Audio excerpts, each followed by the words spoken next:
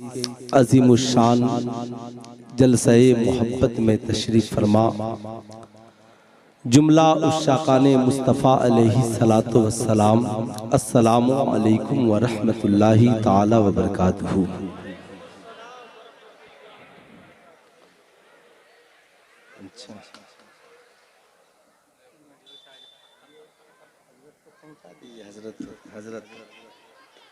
हजरत आप भी रख सकते हैं। नहीं, और इसमें मिलाकर पहुंचा दीजिए।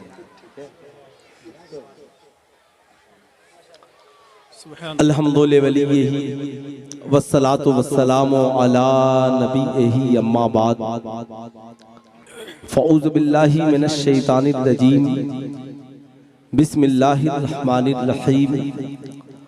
क़ाल अल्लाहु तआला फ़िल क़ुरआनिल मजीद वल फ़ुरक़ानिल हमीद अफ़ला यतदब्बरूनल क़ुरआन। सदक़ल्लाहुल अलीयुल अज़ीम। बल्लगना रसूलुहुन नबीउल अमीनुल मकीनुल करीम व नहनु अला ज़ालिका लमिनश शाहिदीन वश्शाकिरीन वज़्ज़ाकिरीन वल्हम्दुलिल्लाहि रब्बिल आलमीन। सारे जहान के मरकज़े अक़ीदत मुस्तफ़ा जाने रहमत शम्अ बज़ में हिदायत हुजूर अहमद मुज्तबा हज़रत मोहम्मद मुस्तफ़ा सल्लल्लाहु ताला अलैहि वसल्लम के बारगाहे आलिजाह में जी लगाकर हदिया दुरूद व सलाम पेश करें और पूरा मजमा बवाज़े बुलंद पढ़ें। अल्लाहुम्मा सल्ली अला सय्यदना शफ़ीअना हबीबना मौलाना मोहम्मद मादनिल जूद वल करम मंबइल इल्म वल हिल्म वल हिकम बारिक वसल्लिम सल्लु अलैहि सलातन व सलामन अलैका या रसूलल्लाह सल्लु अलैहि सलातन व सलामन अलैका या हबीबल्लाह दाइमन अबदन अबदा। हमारी और आपकी ये मुश्तरका खुशनसीबी है कि हमारा और आपका ये महबूब दारा अल जामिअतुल रज़विया गौसुल उलूम अरबी कॉलेज, माशाअल्लाह जितना बड़ा नाम है उतना बड़ा इसका काम भी है।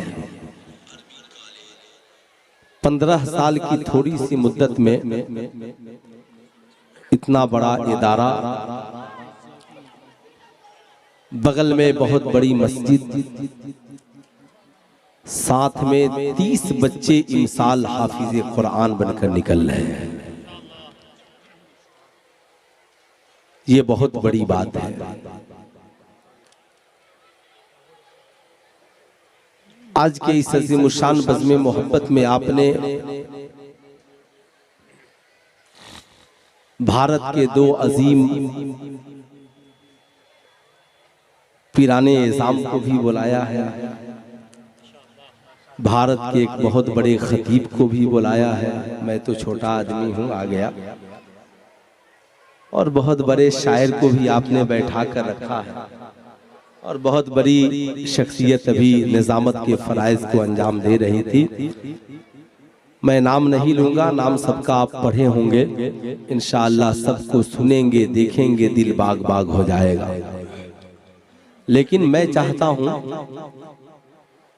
कि आज के इस जलसे से, इस जलसे में किसी चीज़ की कोई कमी भी है क्या? कहीं से कोई कमी बता दें। ये खूबसूरत स्टेज और स्टेज के की जीनत बनकर ये हमारी जमात के वो उलमा जिनके चेहरे नूरानी हैं। अल्हम्दुलिल्लाह ये अजीम शामियाना जहाँ से मैं मेरी नज़र पड़ी, मैं देखा तो मैंने पूछा कि साहब आपने इतना बेहतरीन है ना इस डेकोरेशन का इंतजाम किया है, सड़कों को सजा दिया, गलियों को सजा दिया, बस एक काम बाकी है कि यहाँ से हम अपनी जिंदगी को सरकार की सुन्नत से सजा कर जाएंगे। बस यही एक काम हमें आज के इस जलसे से करके जाना है। कितने लोग तैयार हैं इसे करने के लिए? बस एक बार सिर्फ हाथ उठाकर, दोनों हाथ उठाकर एक बार पूरा मजमा बोल दे, कितने लोग तैयार हैं सरकार की सुन्नत से अपनी जिंदगी को सजाने के लिए? सब तैयार हैं माशाअल्लाह। बड़े बहुत अच्छी जगह पे और सही वक्त पे हम लोग आ गए। अब मैं समझता हूँ इसके आगे अगर मैं तकरीर न भी करूँ तो सिर्फ मैं समझता हूँ कि इतनी ही गुफ्तगू या यही बात हमारी जिंदगी के लिए काफ़ी है। मगर कहा जाता है ना कि ये मदरसा है तेरा मैं कदा नहीं साकी, ये मदरसा है तेरा मैं कदा नहीं साकी, यहाँ के खाक से इंसान बनाए जाते हैं। यही ख्वाहिश है कि तालीम कुरान आम हो जाए, हर एक परचम से ऊंचा परचमे, हाथ उठाकर बोल दे परचमे, परचमे इस्लाम हो जाए। मगर इस्लाम तभी ऊंचा होगा जब हम अपने किरदार को ऊंचा करेंगे। इस्लाम तभी ऊंचा होगा जब हम अपने इखलाक को ऊंचा करेंगे, हमारी सीरत बेहतर हो, हमारी सूरत बेहतर हो।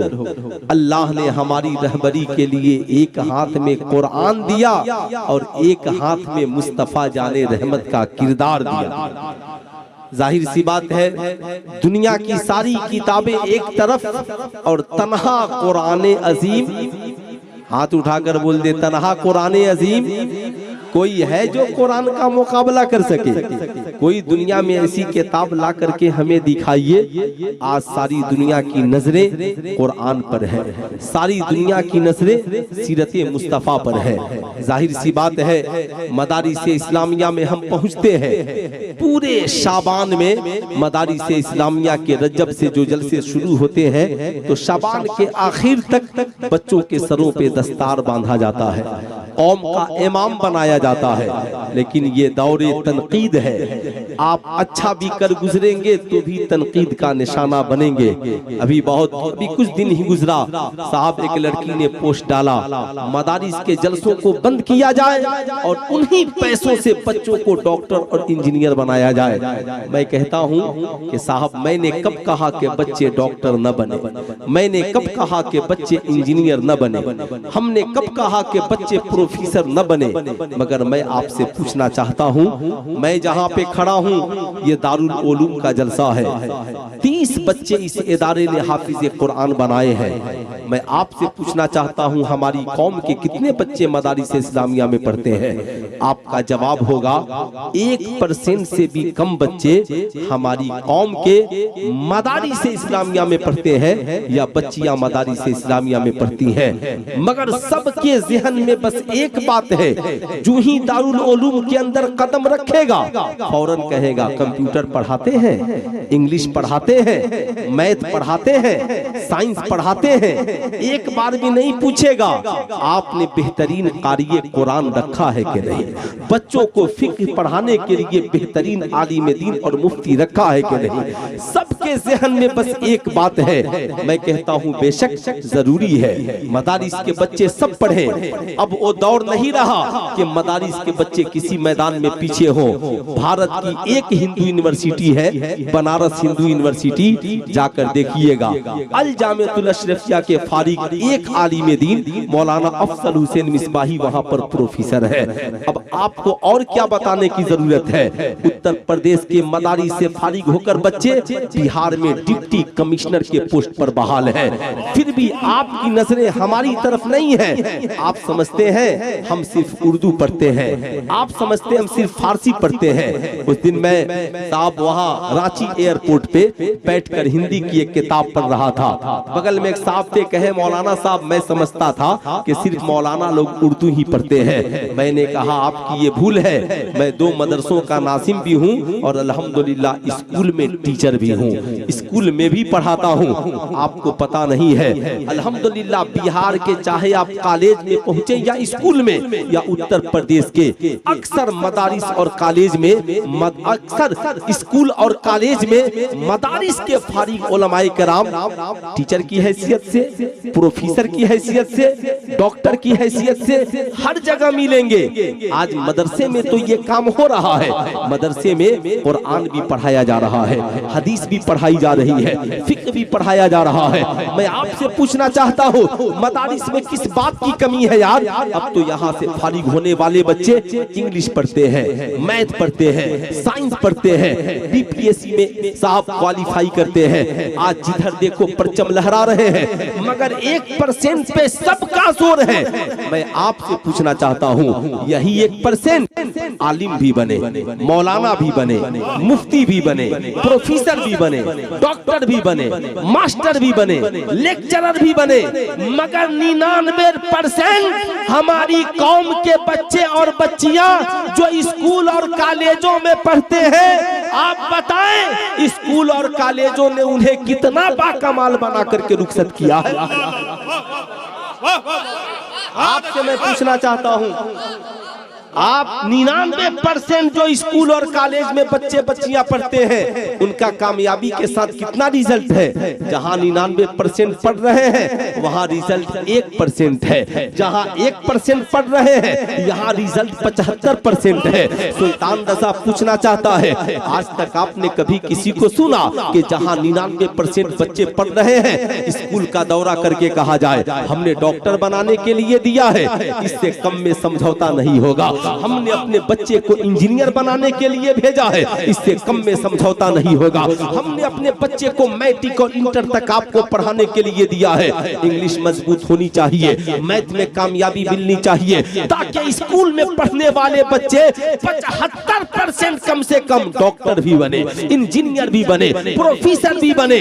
मगर बुरा मत मानिएगा, जहां 99% बच्चे पढ़ रहे हैं वहां कितने बच्चे डॉक्टर बन रहे हैं, वहां कितने बच्चे प्रोफेसर बन रहे हैं। पोस्ट तो यह होना चाहिए कि 1% मदारिस में बच्चे पढ़ने जाते हैं, 99% कामयाब होकर लौटते हैं, और जहां 99% पढ़ने के लिए जाते हैं वहां 90% ठेला चला रहे हैं, इलेक्ट्रीशियन का काम कर रहे हैं, प्लम्बर का काम कर रहे हैं। तालीम के मामले में कोई वजूद नहीं है। तो आप ईमानदारी से बताइए, सिर्फ इस 1% से पूरे मुसलमानों की जिंदगी संवर जाएगी या 99% को संवार कर प्लेटफार्म पे लाना होगा?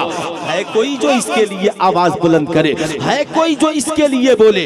आज सबकी निगाहें मदारिस पर टिकी हुई है, उसकी वजह सिर्फ एक है, वो जान रहे हैं, उन्हें ये बात पता है कि ये 99% जो हमारे पास है, इनके पास हमारी तहजीब है, इनके पास हमारा कल्चर है, इनके पास हमारी फिक्र है, इनके पास हमारी सोच है। हम जब चाहेंगे इनके सरों से टोपियां उतार देंगे, जब चाहेंगे इनके लिबास को उतार करके नंगा कर देंगे, जब चाहे इन्हें शराब खाने में ले जाकर ढकेल देंगे, जब चाहेंगे इन्हें जुआ खेलने वाला बना देंगे, जब चाहेंगे इन साहब कॉलेज स्कूल में पढ़ने वालों को वर्गला देंगे। यही वजह है हर जगह ये वर्गलाने की कोशिश करते हैं। वो जानते हैं ये 99% को हमेशा कमजोर किए रहो, मगर उन्हें फिक्र इस बात की रहती है कि 99% को हमने इतना कमजोर किया, मगर ये मजबूत कहां से हो रहे हैं, इनका किरदार अच्छा कैसे हो रहा है, इनका कैरेक्टर बेहतर कैसे हो रहा है। तो आज सबकी निगाहें देख रही है, 99% स्कूल में है सही है,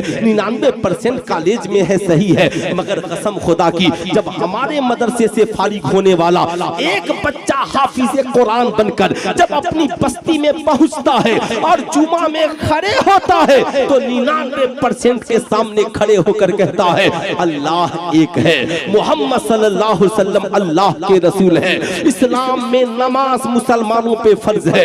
याद रखना, शराब पीना हराम है, जना करना हराम है, जुआ खेलना हराम है, सूद खाना हराम है, रिश्वत लेना हराम है, झूठ बोलना गुनाह कबीरा है। तेरी जन्नत तेरी माँ के कदमों के नीचे है, तेरा बाप तेरी जन्नत का दरवाजा है। समाज में अच्छा इंसान बनकर जिंदा रहो, चाहते हो तेरी दुनिया व आखिरत कामयाब हो, तो मुस्तफा जाने रहमत के दामन को थाम लो। जो ही तकरीर हुई, डॉक्टर साहब थे दाढ़ी रखकर बादशाह बन गए, इंजीनियर साहब थे नमाजी बन गए, कॉलेज के बच्चे थे पंज वक्ता नमाज पढ़ने वाले और कुरान पढ़ने वाले बन गए। अब साहब ये ने फिक्र हो गई, हमने 99% को तो कॉलेज में इनके किरदारों कैरेक्टर को बिगाड़ा था, मगर इन्हें संभाला किस किसने है। तब उनकी नजरें पड़ी इस 99% के बिगड़े हुए माहौल को अगर समाज में किसी ने संवारा है और इस 99% को किसी ने थामा है तो मदारिस से फारिग होने वाले आलिम दीन है, मदारिस से फारिग होने वाले हुफाज़े कलाम है, जिन्होंने 99% को संभाल रखा है। इसलिए कोई ये नहीं कहता कि कॉलेज बंद किया जाए, कोई ये नहीं कहता स्कूल बंद किया जाए, अगरचे कॉलेज का माहौल पूरा बिगड़ा हुआ है, इसलिए कि वो जान रहे हैं। कौन नहीं जानता कॉलेज में शराब का बाजार गर्म है, कौन नहीं जानता कॉलेज में हम जिन्स परस्ती है, कौन नहीं जानता कॉलेज की दुनिया में क्या हो रहा है। साहब आप तो मदारिस का बहुत हिसाब लेते हैं, आइएगा और कहिएगा मौलाना साहब आप लोगों ने क्या किया है। मदारिस से आपने खोले, मदारिस में आपने किया क्या है, कितने बच्चों को पढ़ाया, कितने बच्चों को अच्छा बनाया।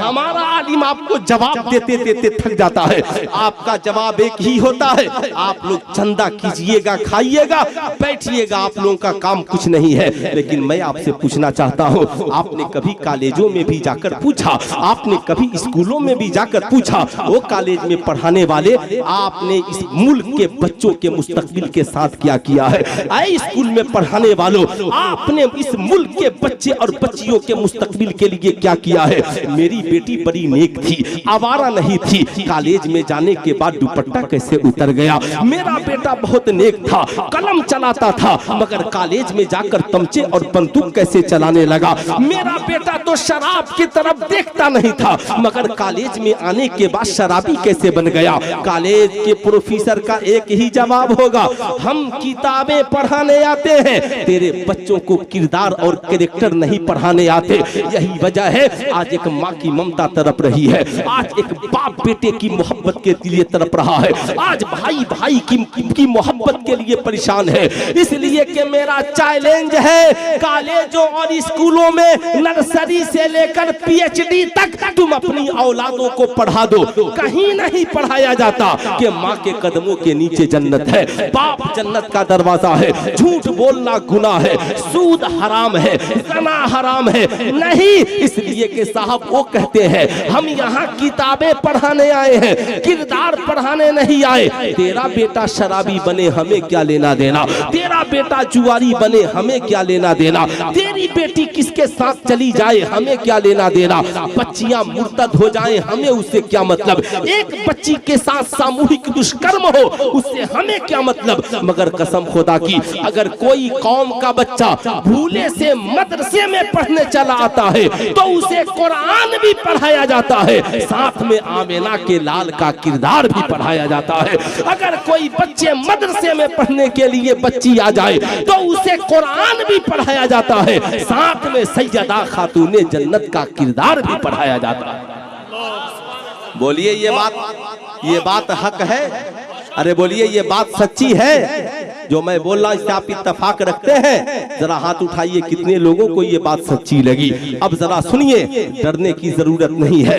भारत का पार्लियामेंट भारत की तरक्की के लिए है, किसी धार्मिक उत्थान केंद्र नहीं है भारत का पार्लियामेंट। इसलिए साहब यहाँ पे मुल्क की तरक्की की बात होनी चाहिए। आप याद रखिए, मैं जानता हूँ खूब अच्छी तरह, मैं अपने उलमाए किराम से भी कहूंगा, आपको कोई बात रखनी हो एक अकेले नहीं हजारों मिलकर कॉन्फ्रेंस करके अपने मुद्दा को उठाइए, मीडिया में आकर अपनी बातों को रखिए, वरना हम लोग अकेले अकेले चीखते चिल्लाते रहेंगे, हमारे ऊपर मुकदमात दर्ज होंगे। इसलिए बेहतर है सैकड़ों मिलिए, मैनिफेस्टो बनाइए, प्रधानमंत्री से मिलिए। साहब हम मीडिया में कॉन्फ्रेंस करके हमारे ऊपर जो जुल्म हो रहा है हम उस जुल्म के खिलाफ आवाज उठाने के लिए तैयार हो। इस तरीके से काम होगा। इस तरीके से जो हम लोगों ने सोच लिया जहां चाहा वहीं बोल दिया, वाहवाही हो गई 10-20 लोगों की, इससे परहेज कीजिए, इससे बचिए, ये आपके लिए बेहतर नहीं है। अब मैं आपको जो बताने जा रहा हूं ये जरा गौर से सुनिएगा। इस 1% को अगर आपने गंवा दिया, इस 1% को अगर आपने भुला दिया, ए बच्चा जलसा खत्म हो गया बाबू। अजीब इत्तेफाक है हमारी कौम का। शैतान भी नहीं चाहता ना कि कोई मुसलमान तकरीर सुने। शैतान जानता है कि कोई सुन लेगा तो कहीं ऐसा नहीं कि कल से माँ की खिदमत करने लगे।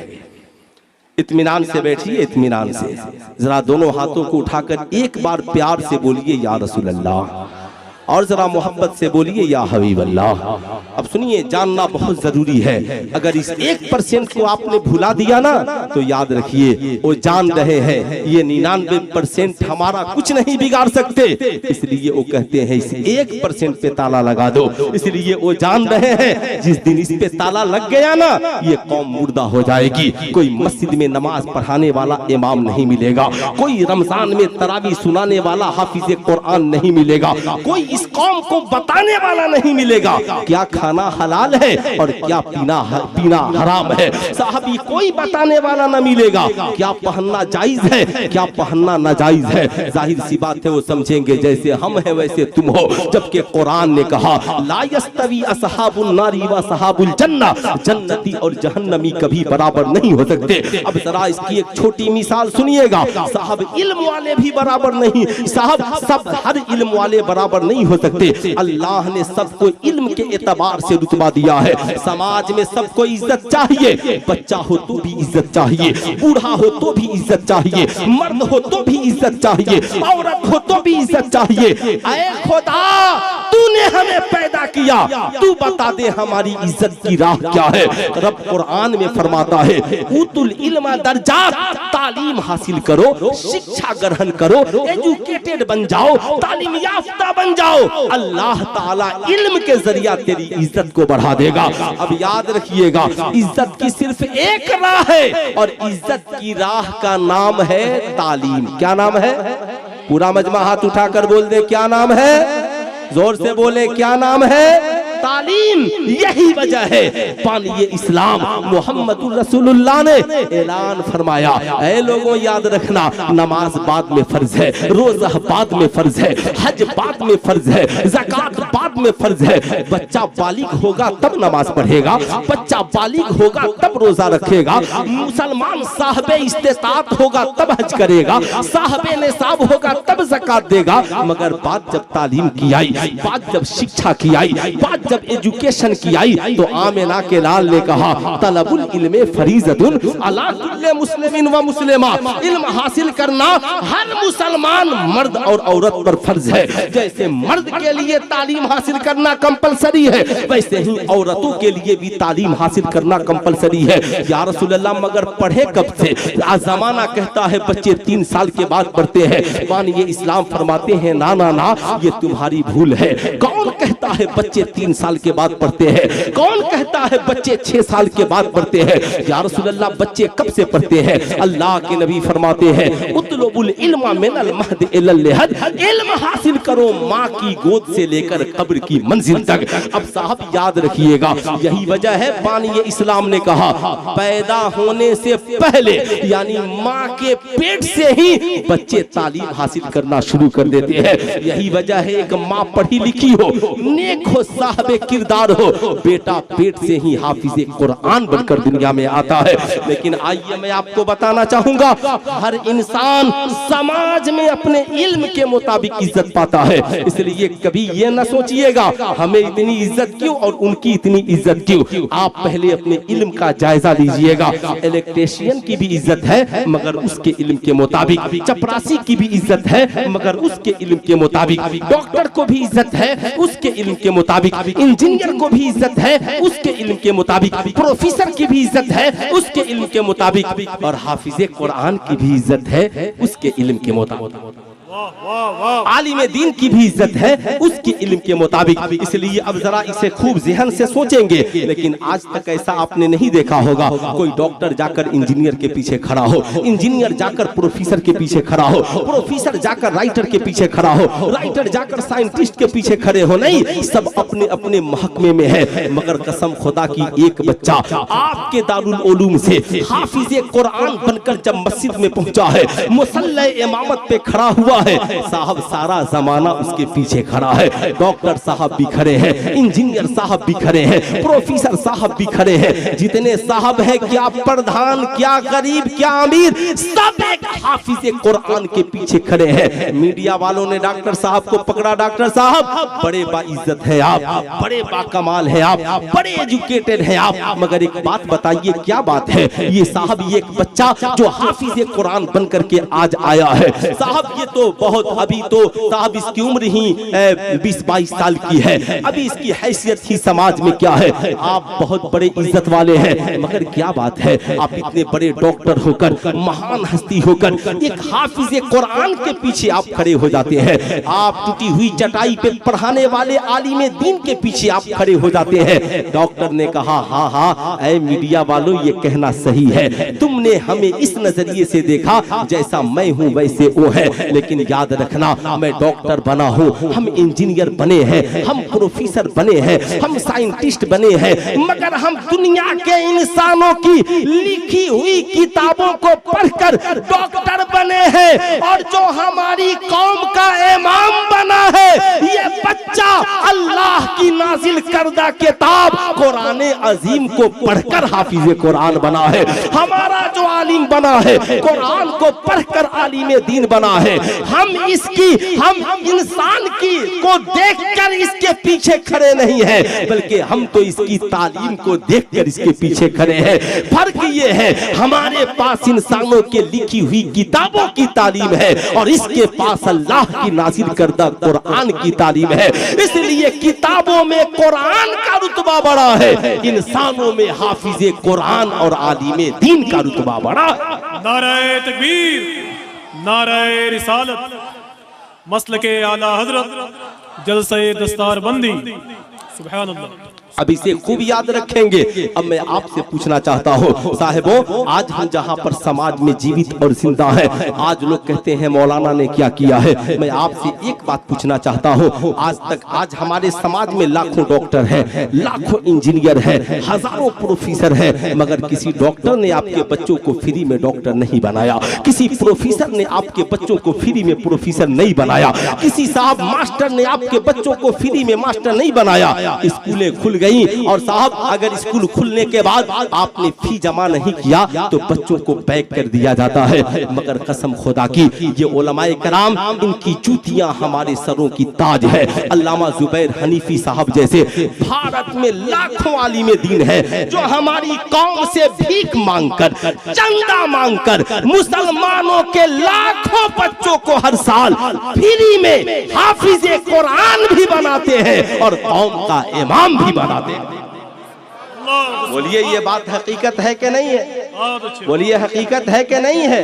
हकीकत है ना, फ्री में बनाते हैं ना भाई, हाथ उठाकर बोल दीजिए फ्री में बनाते हैं ना भाई, फ्री में बनाते। फिर भी हम कहते हैं कि साहब इन्होंने कोई काम नहीं किया। मैं कहता हूं नहीं नहीं, आप इनकी इक्तिदा कीजिए, आप इनकी पैरवी कीजिए, वरना याद रखिएगा वो जमाना दूर नहीं है जब आपकी बीवी आपसे पूछेगी सास की खिदमत कुरान की किस आयत से साबित है। कल होकर आपकी औलादें आपसे पूछेंगी माँ बाप की खिदमत कुरान में कहाँ लिखा है।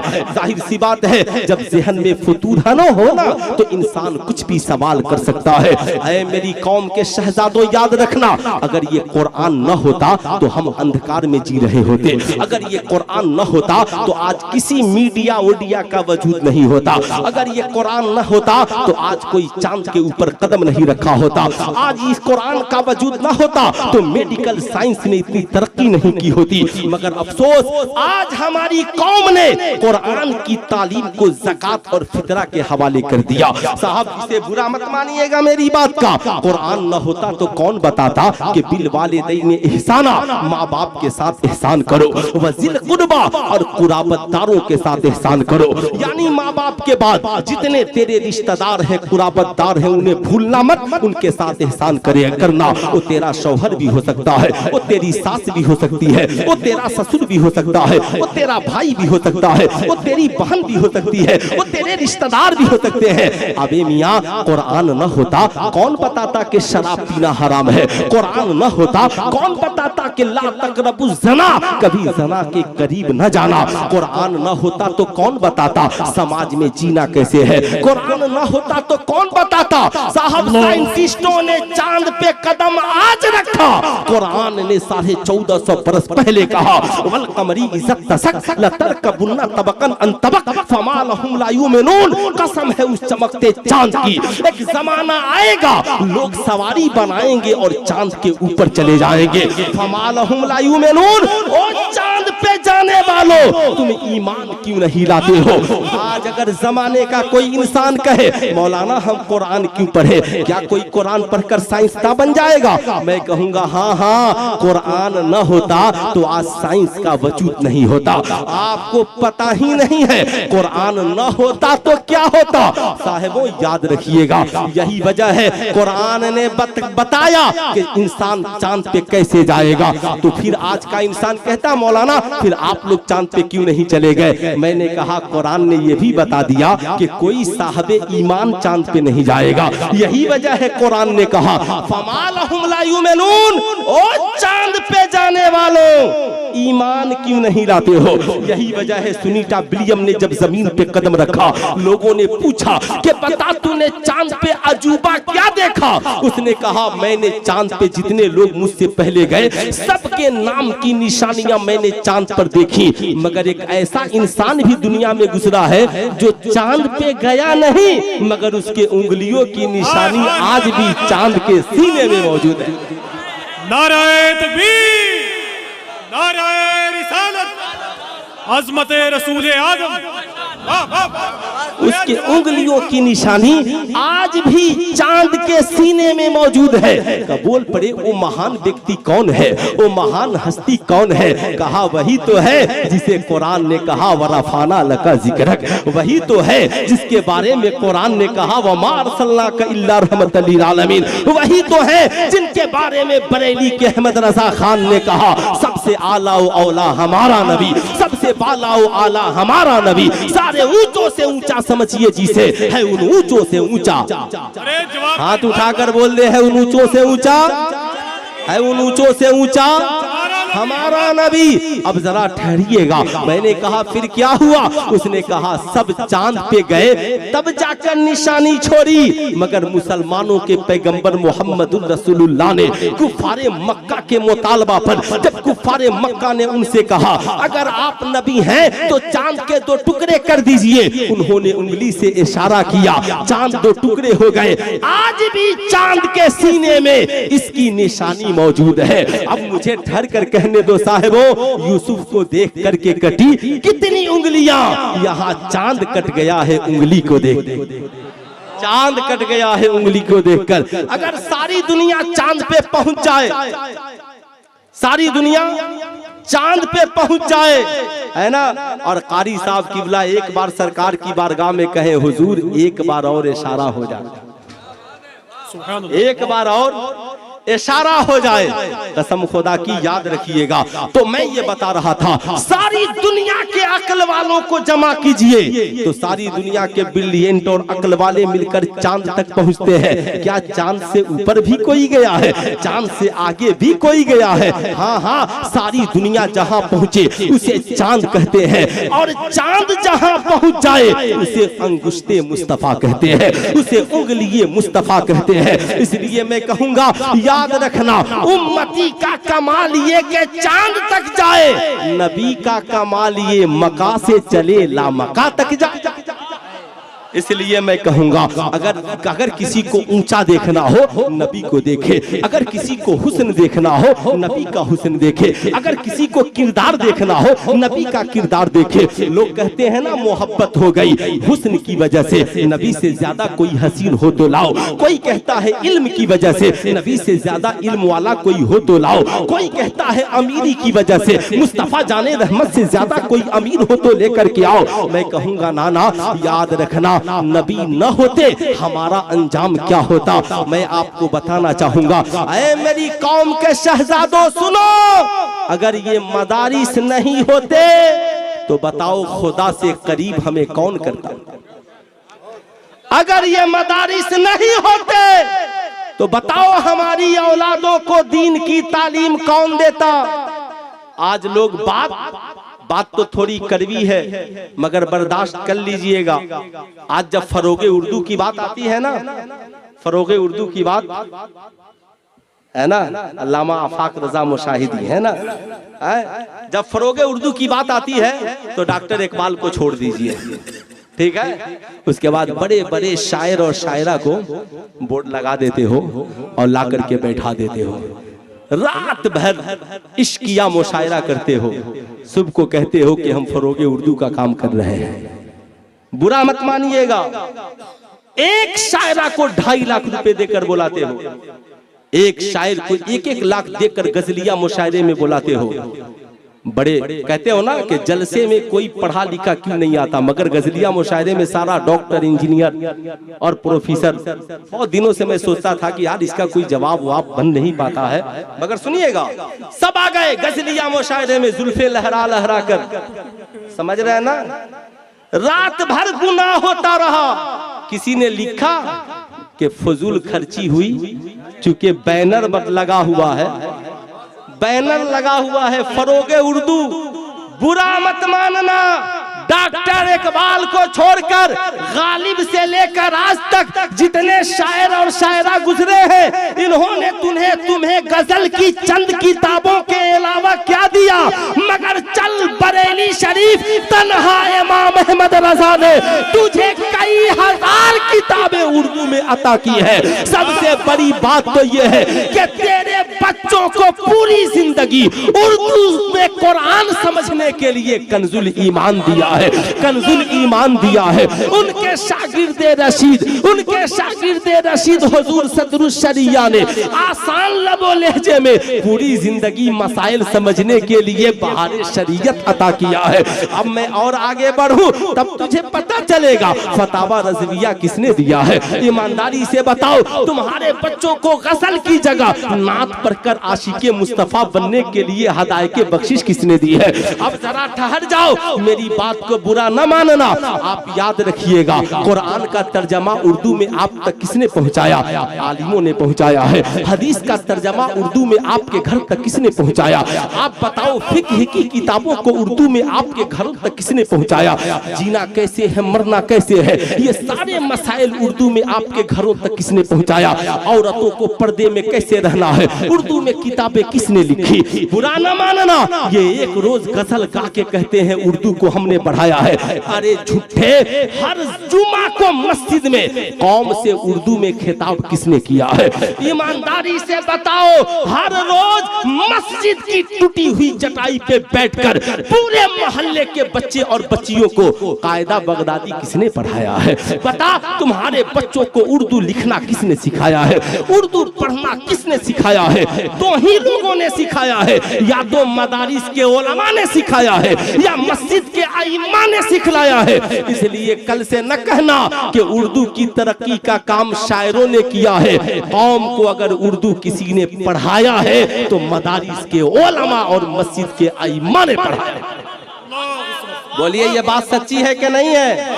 हाथ उठा करके बोलिए, सच्ची है कि नहीं है? आप उर्दू किससे पढ़े हैं? या तो मस्जिद के इमाम से पढ़े हैं या मदरसे के मौलाना से पढ़े हैं। बात सच्ची है ना? कोई गजलिया मुशायरे का शायर आपको उर्दू पढ़ाया है क्या? कान में उससे भी पूछिएगा, मौलाना लोगों के खिलाफ इतना बोलते हो, तुम उर्दू किससे पढ़े थे? अच्छा, वाह वाह, है ना, वाह वाह, तुम उर्दू किससे पढ़े थे? मगर अफसोस कि एक रात में गजल गाने वाली शायरा जुल्फे लहराती आई, 2.5 लाख लेकर चली गई। साल भर में इस कौम को उर्दू सिखाने वाला इमाम पूरे साल की तनख्वाह जोड़ लो तो 1 लाख भी नहीं पहुंचता। अफसोस का मकाम है। ये कौम के लिए मुसीबत नहीं तो क्या। इसलिए मैं कहूंगा, इन मदारिस को मजबूत कीजिए, इन मदारिस को डूबने से बचाइए, इन मदरसों को ज़कात और फितरा के हवाले मत कीजिए। मैं आपसे कहना चाहूंगा, मेयार को ऊंचा कीजिए। हजरत उमर इब्ने खत्ताब का जमाना है। इजाजत है? बोलूं ना 2-4 मिनट और? अरे पूरा मजमा एक बार बोल दीजिए, इजाजत है? जरा माशाअल्लाह प्यार से बोल दें सुभान अल्लाह, है ना। ज़िया यज़दानी साहब पे नजरें मेरी भी टिकी हुई हैं, आप लोग भी देखें, हैं भी इतने हसीनो जमील, लोग सुनते भी हैं देखते भी हैं ना माशाअल्लाह। लेकिन आज आपने आले रसूल को बुलाया है ना। इस जलसे की खूबसूरती में चार चांद ही है, मगर सिर्फ मेरी एक फिक्र सुनिए, उसके बाद आगे की गुफ्तगू आप सुनेंगे। मैं ये बताना चाह रहा हूँ, हजरत उमर इब्ने खत्ताब का जमाना है। सुनो सुनो, एक आलिमा लड़की है, हर रोज साहब पढ़ा करके मदरसे से निकलती है, घर को चली जाती।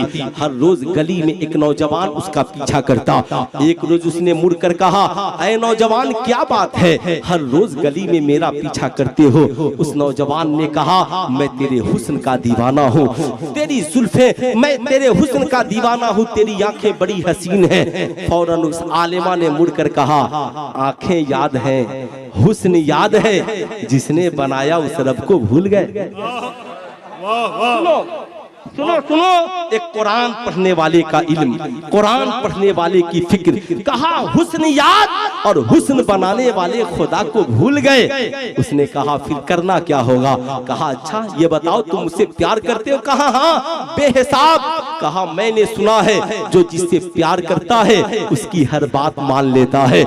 तो उसने कहा हाँ मैं भी मानने को तैयार हूँ। उस आलिमा लड़की ने कहा मेरी हर बात न मान, मेरी एक बात मान ले, मेरी एक बात मान ले। कहा वो बात क्या है। कहा मस्जिद नबवी शरीफ में चला जा और 40 रोज उमर इब्ने खत्ताब के पीछे नमाज पढ़ ले, 40 दिन बाद आना, निकाह करना, मैं तेरी हो जाऊंगी, तू मेरा हो जाएगा। उसने कहा ये कौन सी बड़ी बात है, नमाज ही तो पढ़नी है। कहा हाँ चला जा। नौजवान वहां से मुड़ा है, मस्जिद नबवी शरीफ के सहन में गया है। उमर इब्ने खत्ताब मस्जिद नबवी शरीफ में तशरीफ फरमा है, बावजू होता है, मस्जिद में पहुंचता है, जमात खड़ी होती है, साहब पीछे खड़ा हो जाता है। वो उमर जिनके बारे में क्या कहना, मस्जिद नबवी में खड़े होकर मकामे नेहावंद में हजारों मील के फासले पे हजरत सारिया को देख लेते हैं। वो उमर अपने इस मुक्तदी को कैसे नहीं देखते। नमाज के बाद खबर खैरियत पूछी। कहा नौजवान बताओ नए नए आए हो। हाँ हुजूर। कहा याद रखना सिर्फ नमाजें न पढ़ना, सजदा भी करना और दिल को भी अच्छा करना, मन को भी अच्छा बना लेना। मालूम है ना जो खुदा मस्जिद के अंदर देख रहा है वो खुदा मस्जिद के बाहर भी देख रहा है। अपनी जिंदगी को पाकीज़ा बना करके रखना, अपनी जिंदगी की हिफाजत करना। तुम चाहते हो खुदा के महबूब बंदे बन जाओ, रसूलुल्लाह तुमसे प्यार करे तो गुनाहों से अपने आप को बचाओ, गुनाहों से तौबा कर लो। क्या बात थी। हजरत उमर इब्ने खत्ताब की सोहबत में रहने लगा। अभी 20 दिन भी नहीं हुए, दिल की दुनिया बदल गई। सारी खताओं से तौबा कर लिया, गुनाहों से तौबा कर लिया। 40 दिन अभी गुजरे भी नहीं थे, दिल की दुनिया बदल गई, कैफियत की मंजिल में आ गया। 40 दिन के बाद इजाजत लेता है, हुजूर इजाजत हो, माँ बाप से मिल के आता हूँ, जरा घर जाना चाहता हूँ। साहब हुक्म होता है जा जा घर को चला जा। जब घर के लिए निकला है ना तो पूछा है उमर इब्ने खत्ताब से, हुजूर राह चलने का तरीका क्या है। बताते हैं उमर इब्ने खत्ताब जब राह चलना तो निगाहें नीची कर लेना, दाएं बाएं न देखना, राह में कोई तकलीफ दे चीज हो तो उसे हटा देना। ये हमारे और तुम्हारे नबी की सुन्नत है। अब जरा इसे याद रखिएगा, खूब ज़हन में इन बातों को याद रखना बहुत जरूरी है, वरना हम कहाँ के कहाँ चले जाएंगे। सुल्तान सलाहुद्दीन अय्यूबी जब फातिह बैतुल मक़दिस बनकर पहुंचे, राह में फूलों को बिछा दिया गया, हसीनो जमीन लड़कियों को खड़ा कर दिया गया। हजरत सुल्तान सलाहुद्दीन अय्यूबी खड़े हुए, कहा ऐ लोगों, अय्यूबी फूलों को मसलने के लिए नहीं आया, अय्यूबी फूलों की हिफाजत करने के लिए आया है। ऐ मेरी कौम के नौजवानों याद रखना, तुम भी अपनी जिंदगी में इन बातों को कभी न भूलना। किसी के चमन के फूल को मसलने की कोशिश न करना। पूछा ये हसीनो जमीन लड़कियां क्या है, इन्हें तुमने क्यों खड़ा कर दिया। कहा बादशाह वक्त आप खाते हैं, ये आपके इस्तकबाल और खिदमत के लिए है। कहा था सुल्तान सलाहुद्दीन अय्यूबी ने, कौम के नौजवानों इसे लिख करके ले जाना। मेरी हुकूमत में आने वालों याद रखना, तुम क्या चाहते हो, अय्यूबी की तलवार तलवार इन हसीन लड़कियों के जुल्फों में उलझ जाए।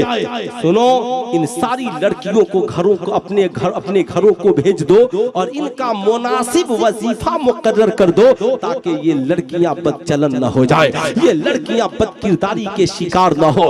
आपसे भी मैं 2-3 मिनट इस हवाले से बताऊंगा, लेकिन आपको इसे याद रखना होगा। इन मदारिस का एहसान आपको मानना ही पड़ेगा। मैं आपको बताना चाहूंगा, जब वो नौजवान निकला है वो आलिमा लड़की भी इंतजार कर रही है। मैंने मस्जिद तक भेज दिया, आज आने वाला है, कहीं ऐसा ना हो समझ ले कि इसने झूठा वादा किया था। एक पढ़ी लिखी आलिमा लड़की झूठ बोलकर चली गई। जब वो नौजवान उधर से चला है, कभी राह से पत्थर हटा रहा है, कभी राह से कंकर हटा रहा है, निगाहें नीची किए गुजर रहा है। जमाना देखकर कहता है दीवाना जा रहा है, फरिश्ते कहते हैं नबी का मस्ताना जा रहा है। साहब चला है, आलिमा लड़की खड़ी है, मगर नौजवान निगाहें नीची किए गुजर जाता है। आलिमा लड़की ने दामन थाम कर कहा, नौजवान क्या हुआ? क्या हुआ? मेरे हुस्न को भूल गए, मेरी आंखों को भूल गए? फौरन नौजवान ने निगाहें नीची किए हाथ उठा ली, जोड़ लिया, कहा बहन तेरी मोहब्बत का शुक्रिया, तूने मुझे उमर तक पहुंचाया, उमर ने मुस्तफा जाने रहमत तक पहुंचा दिया है।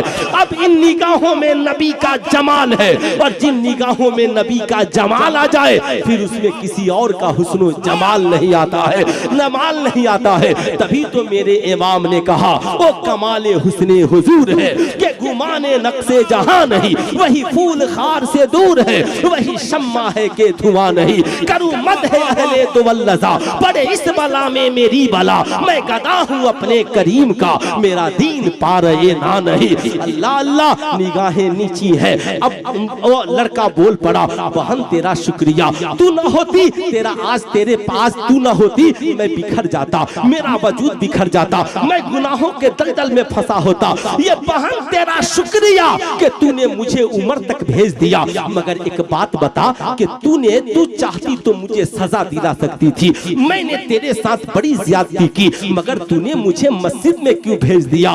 उस लड़की ने कहा, सुनो मैं कोई दुनियादार लड़की नहीं हूँ, मैं एक कुरान की आलिमा हूँ। जब तू मेरा पीछा करता था तो मैंने सोचा कि तुझे संवारा कैसे जाए, तुझे सुधारा कैसे जाए। हम हादिये दो आलम की उम्मती है, हम वो नहीं जमाने पे बम बारूद गिराए, हम पत्थर खाकर भी लोगों को दुआएं देने वाले हैं। तुझे पता नहीं है, सुनो मैंने सोचा तेरा किरदार बिगड़ गया है, तेरा ज़हन बिगड़ गया है। अगर मैं तुझे शिकायत करके या मारकर भगा दूं तो आज मेरे पीछे पड़ा है, कल किसी और के पीछे पड़ेगा, परसों किसी और के पीछे पड़ेगा। न जाने कितनी हसीनों जमील लड़कियों की तू जिंदगी बर्बाद कर देगा। मैंने सोचा कि तुझे संवार दिया जाए। अल्लाह कुरान में फरमाता है, इन्ना सलाता तन्हा अनिल फहशाए वल मुनकर, बेशक नमाज बेहयाई और बुरी बातों से रोक देती है। मैंने सोचा तेरे गुनाहों का एक इलाज है और उस इलाज का नाम है नमाज। मैंने सोचा तुझे नमाजी बना दिया जाए।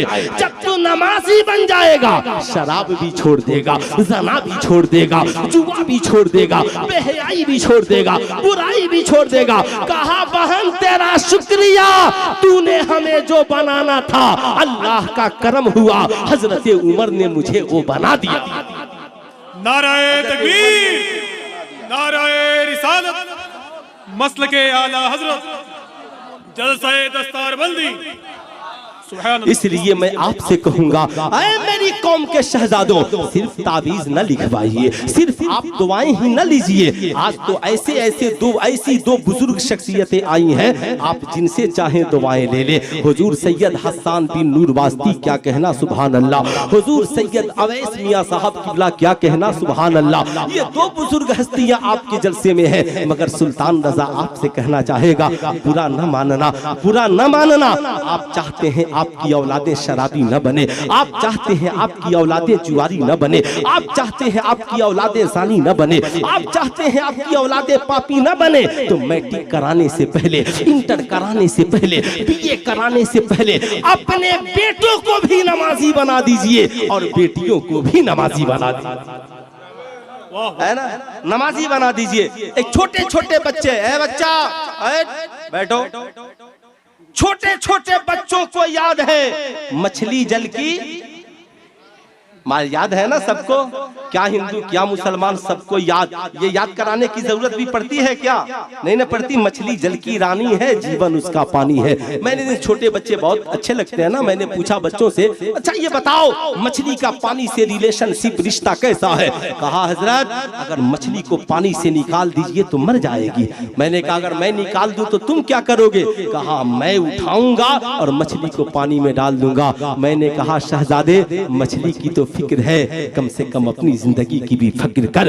आज से 1450 बरस पहले आमिना के लाल ने पूरी उम्मत को पैगाम दिया, अल मोमिनो फिल मस्जिद कसमको फिल माँ। मोमिन का रिश्ता मस्जिद से ऐसे है जैसे मछली का रिश्ता पानी से है।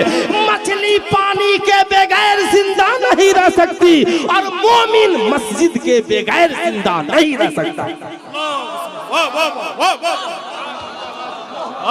बोलिए, ये आप घर घर पहुंचाएंगे ना? ये घर घर पैगाम पहुंचाएंगे ना? कितने लोग पहुंचाएंगे, अपने बच्चों को सिखाएंगे? जरा हाथ उठाएं।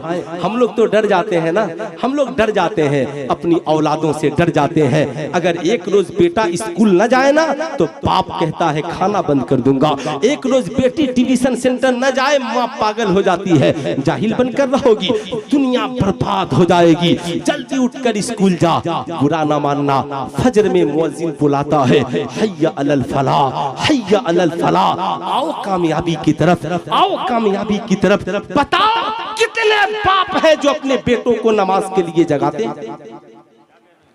कितनी माएं हैं जो अपनी बेटियों को नमाज के लिए जगाती हैं? मैं कहूंगा ना, अपने बेटे और बेटियों से कहो मैट्रिक में भी पढ़ो, तुम डॉक्टर इंजीनियर प्रोफेसर सब बनो, लेकिन सबसे पहले जिस रब ने पैदा किया है उसकी बारगाह में पेशानी झुकाने वाले बन जाओ। सुबह को अपने बच्चों को उठाओ और उठाने के बाद तुम माँ हो तो घर में मुसल्ला बिछाकर नमाज पढ़ो और बेटों को मस्जिद में भेज करके नमाजें पढ़ाओ।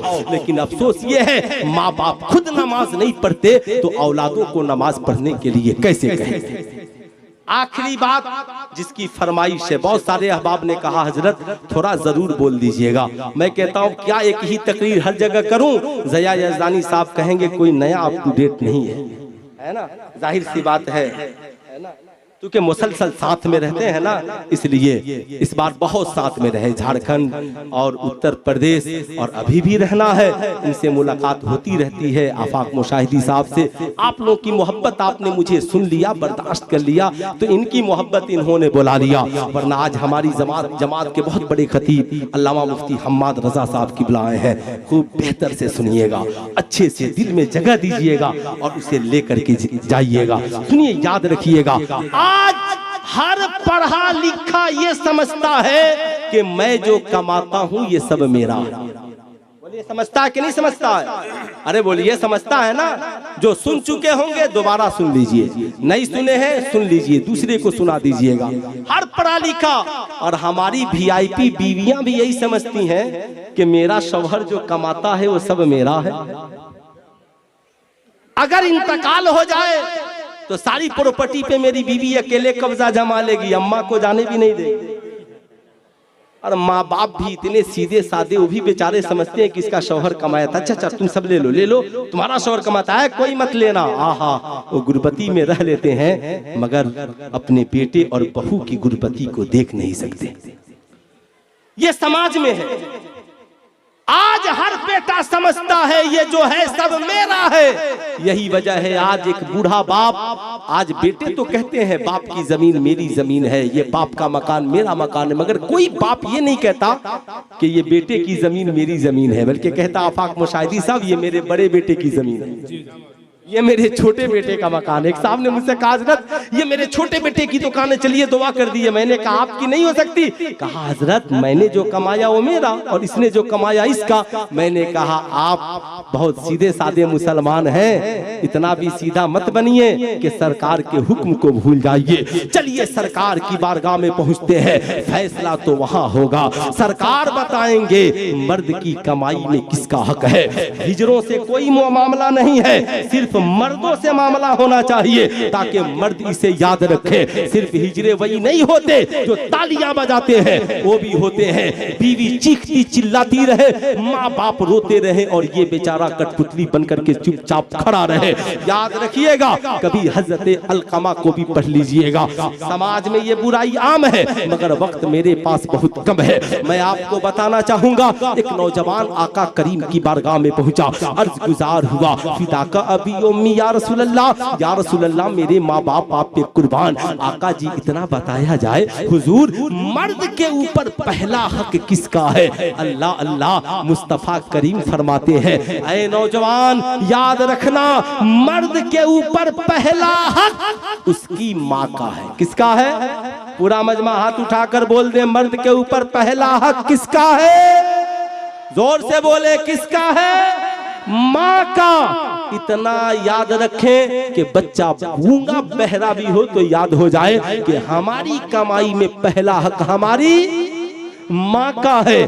ठहर गया नौजवान, ठहर गया, फिर अर्ज गुजार हुआ, या रसूल अल्लाह फिर किसका?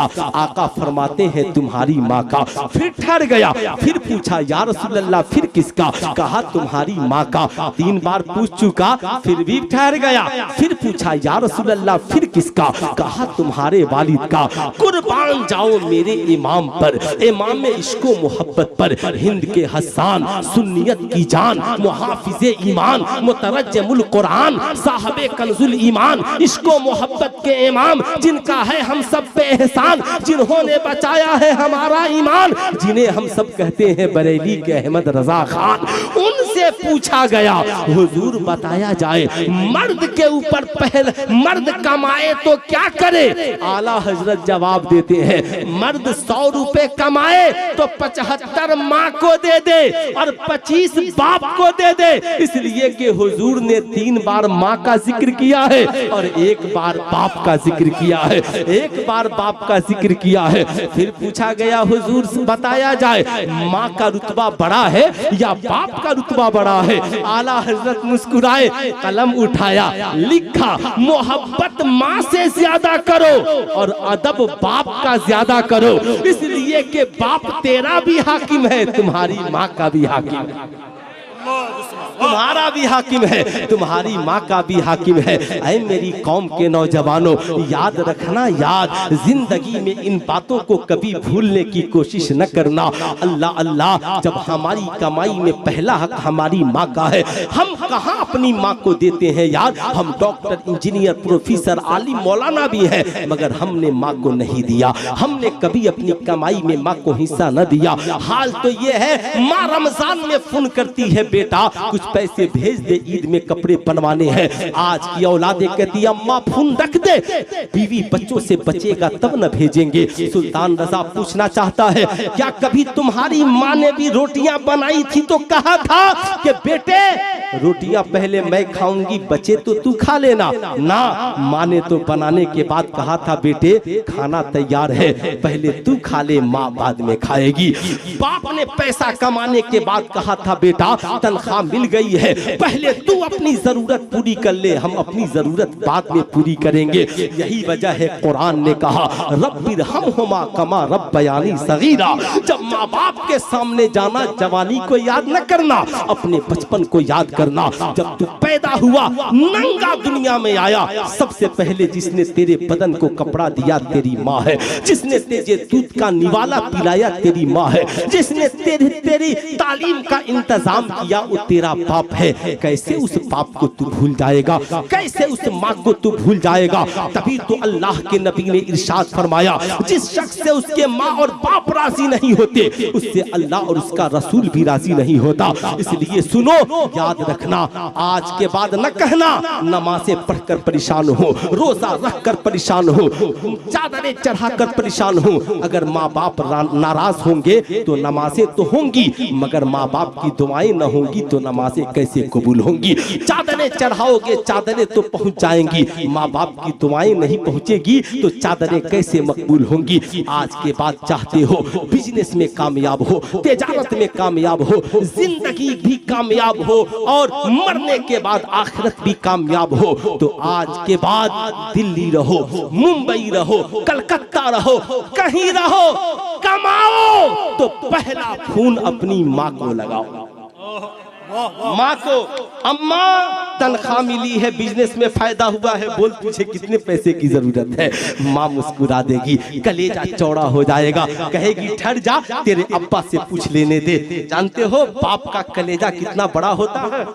नहीं पता। बाप बुढ़ापे में भी अपने पेंशन को उठाकर और अपनी जमीन जायदाद बेचकर बेटों के हवाले कर देता है। बाप कहता है कह देना मेरे बेटे से तनख्वाह मिली है ना, पहले अपनी जरूरत पूरी कर लेगा, अपने बीवी बच्चों को देख लेगा, बचेगा तो हमारे लिए भेजेगा, हमारी ईद तो पुराने कपड़ों में भी हो जाएगी। मेरा बेटा और उसकी औलादें नए कपड़े पहन लेंगे ना, उन्हें देखकर हमारी ईद भी हो जाएगी, उन्हें देखकर हमारी ईद भी हो जाएगी। याद रखना सारी दुनिया हमारी कमाई खाकर सो जाती है, रात की तन्हाई में हमारे लिए कोई आंचल फैलाता है, माँ फैलाती है, हमारे लिए कोई दुआ के लिए हाथ उठाता है, बाप उठाता है। इसलिए आज के इस जलसे से पैगाम लेकर जाओ कि आज के बाद कमाएंगे तो सबसे पहले अपनी माँ और बाप को खिलाएंगे। कितने नौजवान ऐसा करेंगे, जरा हाथ उठाइए तो। कितने नौजवान ऐसा करेंगे? सब करेंगे। माशाअल्लाह माशाअल्लाह। मैं कहता हूँ ना, ज़या यज़दानी साहब से आज इतना मुसाफा कीजिएगा कि ये पूरा भर जाए। आप सरकार की नात का बदला क्या दे सकते हैं?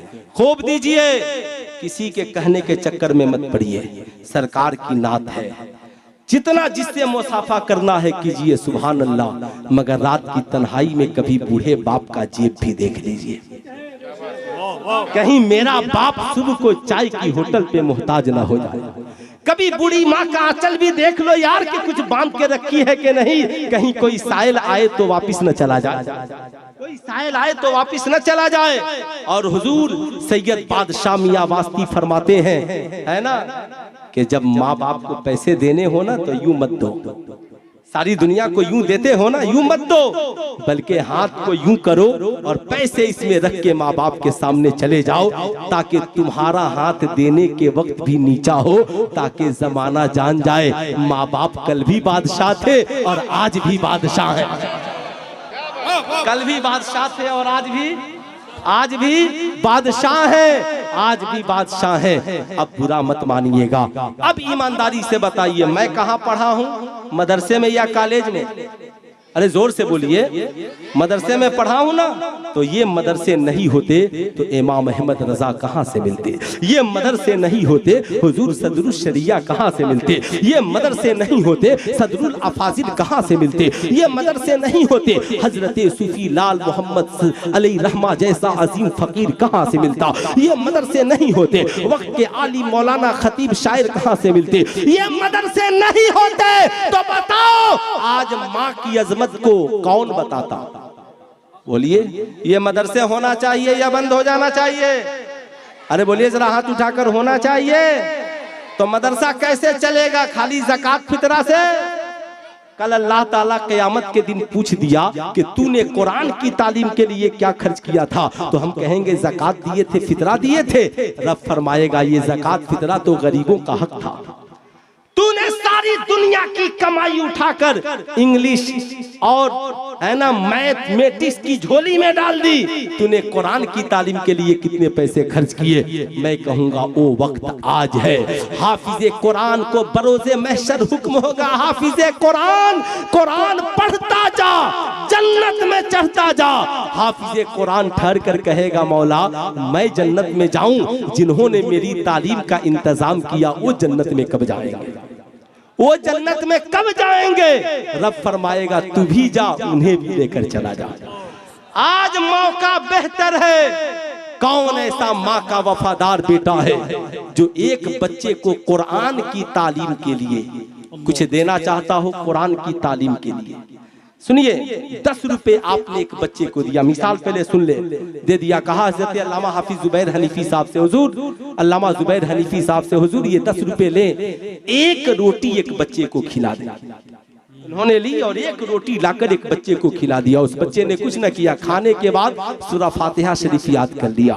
उसने याद किया, 10 को वो याद कराया, 10 ने 100 को, 100 ने 1000 को, 1000 ने लाख को। साहब तुम कब्र में चले गए, ये 10 रुपया पूरी जिंदगी चलता रहा, कुरान की शक्ल में, तिलावत की शक्ल में, इबादत की शक्ल में। मैं कहूंगा मेरी कौम के नौजवानों, 30 बच्चे हाफिजे कुरान बने हैं। आज तुम, मैं कहूंगा, अपने माँ बाप के नाम पर 40वां चहल्लू में 1.5 लाख का खाना खिलाते हो। मत खिलाना, सालाना बरसी में 1.5 लाख का खिलाना, मुख्तसर फातिहा करा देना, मगर एक बच्चे को माँ बाप के नाम पे हाफिजे कुरान जरूर बनाना। क्यों? ताकि जब ये हाफिजे कुरान बनेगा ना, तो कसम खुदा की माँ की रूह खुश हो जाएगी। जब जब कुरान पढ़ेगा, तेरे माँ बाप की कब्र में रहमत व अनवार की बारिशें होंगी, हमारी बख्शिश का जरिया होगा। है कोई शख्स जो कुरान की तालीम के लिए अपनी माँ के नाम पर कुछ देना चाहता हो? मैं ये नहीं बोलूंगा 1100, 11,000, 20,000, 50,000। देखना यह है कौन ऐसा पहला शख्स है जो खुद ब खुद खड़ा होता है और कुरान की तालीम के लिए। मुझे नहीं, अल्लामा जुबैर हनीफी साहब के पास, माशाअल्लाह माशाअल्लाह, बोलना नहीं है, माँ के बेटों खड़े हो जाओ, कुरान की तालीम को इतना मजबूत करो ताकि गैरों की निगाहें देख ले, हम फकीरी में भी कुरान पढ़कर बादशाहत की नजर रखते हैं। बादशाहत की नजर, हर बेटा उठेगा माँ का वफादार बेटा, कुरान की तालीम के लिए माँ के नाम पर, कुरान की तालीम के लिए बाप के नाम पर, कुरान की तालीम के लिए अपनी मेहनत की कमाई से। सुल्तान रजा ज़कात नहीं मांग रहा, फितरा नहीं मांग रहा, कुरान की तालीम के लिए अपनी कौम के नौजवानों से भीख मांग रहा हो।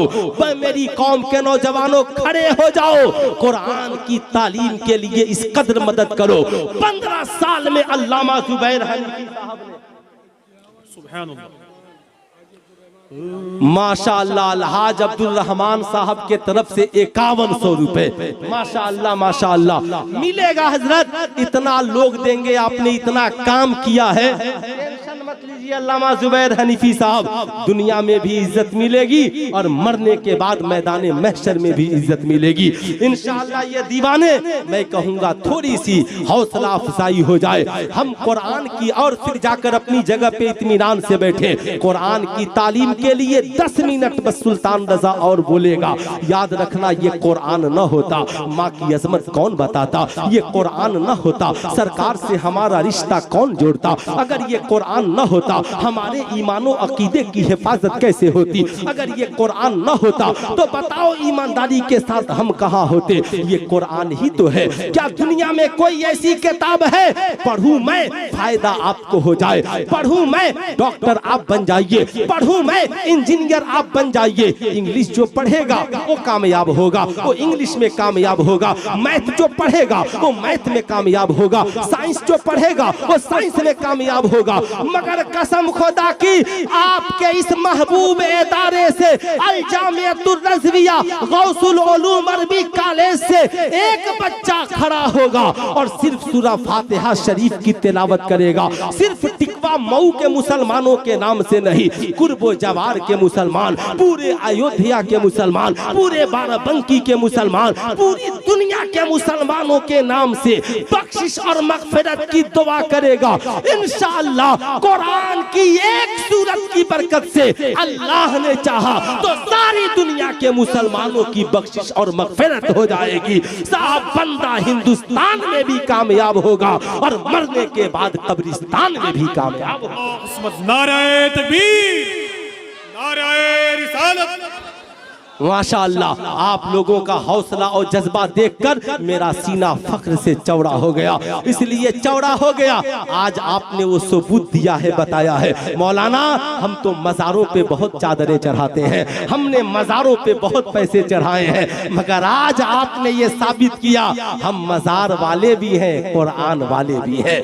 हम मज़ारों पे चादरें भी चढ़ाते हैं। इसलिए मैं कहता हूँ, याद रखिएगा साहब, मज़ारों पे चादरें भी चढ़ाइए, मगर उससे पहले हमारी कौम की शहजादियों के सरों पे चादरें चढ़ाइए। याद रखिएगा, अगर मैं अपनी शहजादियों से कहूंगा, वो इस्लाम की शहजादियों, कॉलेज की दुनिया में आज बेहुदा हरकतें करने वाली लड़कियां तुझे कह सकती हैं तुम ओल्ड मॉडल हो, पुराने ख्याल की लड़की हो, उससे तन कर कहना वो ओल्ड मॉडल कहने वाली, पुराने ख्यालात कहने वाली, बड़े चली हो न्यू फैशन वाली। सुन, याद रखना, वो कल के गरीब थे, लिबास फटता भी था ना तो तुमसे ज्यादा इज्जत वाले थे, पेबंद लगा लेते थे। सुन, ये जींस फाड़ कर, चुस्त लिबास पहनकर, न्यू फैशन के नाम पर दुनिया को हुस्न दिखाना, ये तुझे मुबारक हो। और फटे हुए दुपट्टे में 72 पेबंद लगाकर अपने जुल्फों की हिफाजत करना, सैयदा खातूने जन्नत की सुन्नत हमें मुबारक हो। बोलिए, ऐसा होना चाहिए ना? जरूर होना चाहिए। आप लोग अपनी जगह पे इत्मीनान से बैठ जाएं, खूब इत्मीनान से बैठ जाएं, माशाअल्लाह। आप लोगों का ताउन, सुभान अल्लाह। अच्छा, नाबालिग कल में एक आदमी बोलेगा तब ना जुमले समझ में आएंगे। आपने क्या कहा था ये बताइए। अच्छा, माशाअल्लाह माशाअल्लाह। उधर जो औरतें बैठी हैं, मैं अपनी माँ बहनों से भी कहूँगा कि आप छोटे बच्चों को उधर भेज दें, ताकि हमारी माएँ बहनें भी कुरान की तालीम के लिए देना चाहती हैं। उधर से खबरें आ रही हैं, आप उधर भी छोटे बच्चों को भेज दें, है ना? माशाअल्लाह माशाअल्लाह। अच्छा, माशाअल्लाह माशाअल्लाह। ये तो बाली माशाअल्लाह, है ना? माशाअल्लाह, बड़े बड़े खलीक, बड़े हसीन। आज के जलसे में आपने ऐसे ऐसे लोगों को बुलाया है मियां, इस फकीर की तो कोई जरूरत ही नहीं थी, मगर अल्लामा जुबैर हनीफी साहब की मोहब्बत, ये मुझसे प्यार करते हैं, मैं इनसे प्यार करता हूँ। अल्लाह ताला इस इदारे को सलामत रखे, इस मोहब्बत को सलामत रखे। जिंदगी बाकी, मुलाकात